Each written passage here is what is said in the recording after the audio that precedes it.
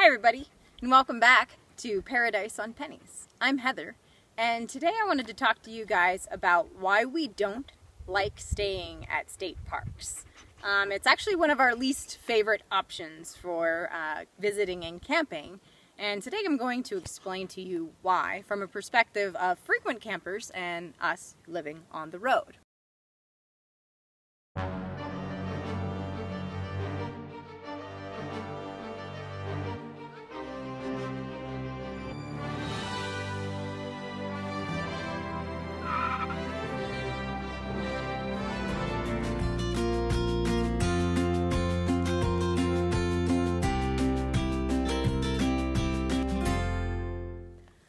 The number one reason why we don't stay at state parks is maybe obvious, but it's the cost.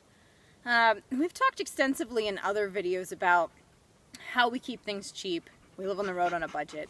And, over time the cost would add up if we were constantly paying for entertainment and camping fees.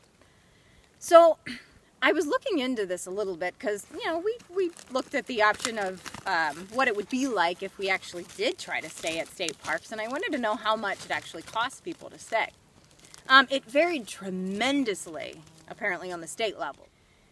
For instance, the cheapest option that I found for kind of a West Coast option was Washington State. Washington State site says that it's $35 for the state park pass. That's pretty cheap, pretty good deal considering Washington is an amazing place. So not too bad, maybe worth it if you do a lot in Washington. Then I looked at some of the others. For more of an average price, Colorado and Utah come in around $70, $75, I found out.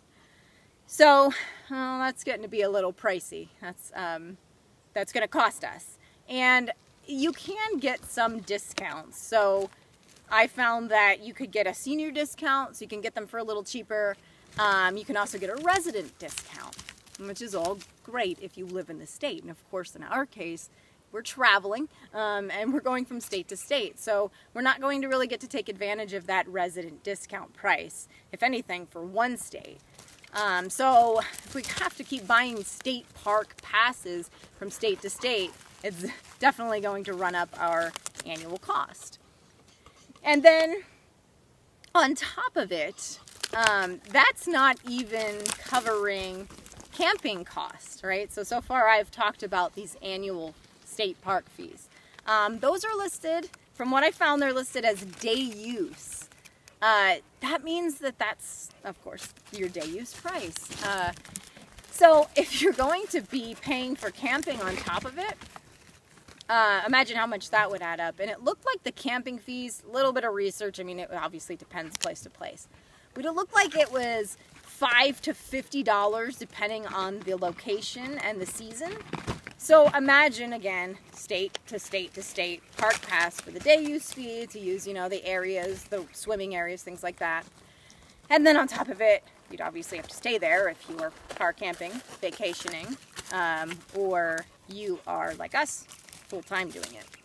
And if we're paying for camping, let's say we're just, camping, just the camping price alone, like we've talked about in our budget video, just at $10, if we got only the $10 a night camping amounts, would be, just a little under $4,000 for the year.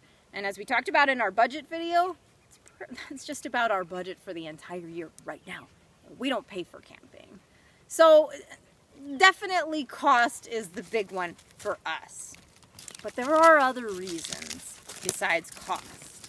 And another one of those is the fact that you have to reserve ahead of time in many cases at these state parks, especially in busy season.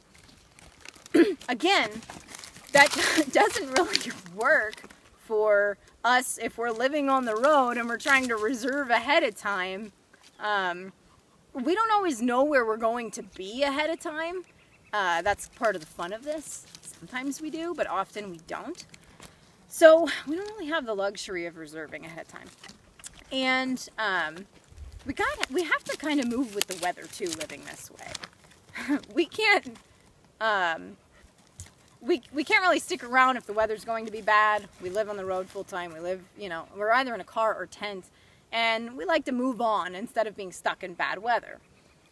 So again, that's why it doesn't specifically work for us, but I imagine this would be an issue for people that are even on vacation, or, you know, if you're doing a camping trip. Also, you have to book ahead, and then, geez, if the weather turns out to be crappy, you're stuck with that weekend, and, you know, that's your big trip. All right, so let's say you're fine with the price, cost isn't an issue, and you don't mind booking ahead. We have some other quarrels with the state park scenario. The big one is they seem to always be quite crowded. I'm not saying they all are, but the ones that we've seen definitely look crowded in our standards. We're trying to get out and get back to nature, and we're not really interested in staying in a place that's kind of like a tent suburbia. So busy campgrounds don't appeal to us, and the state campgrounds seem to be quite busy. So that's definitely a downer for us.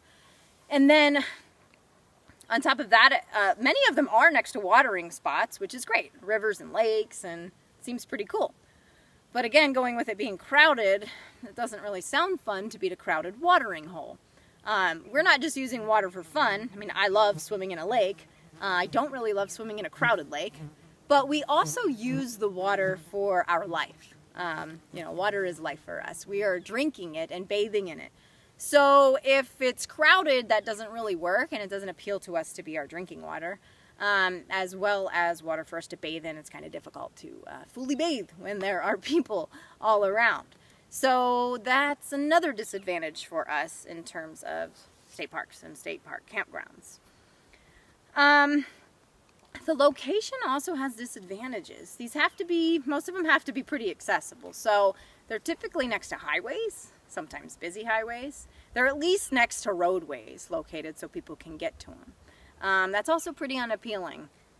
We like to really get out there and get away. Again, we like to immerse ourselves closer to nature, even if we are car camping at the time. Sometimes we tent camp, backpack, and get out there. But even car camping, we just want to get away from it all. We want to kind of get away from people. So we like a quiet, natural setting. And they don't seem to offer that. Again, with the crowdedness and next to roads and things of that nature.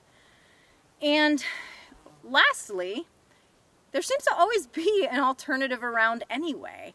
Next to most state parks is typically some other form of public lands, let's say like a national forest. And you can typically stay on a national forest for free and dispersed camping options. So there's really not a necessity to stay at state parks anyway. You can go on public lands, you can find a really cool camping spot in the same vicinity.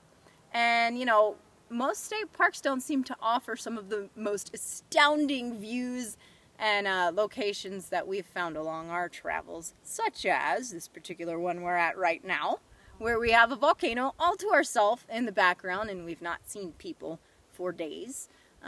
Nice quiet spot here.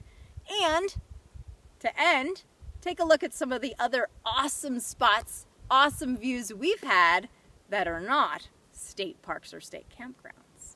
Enjoy the views. Thanks for joining us, and stay tuned for more videos from us at Paradise on Pennies. Thanks. Bye.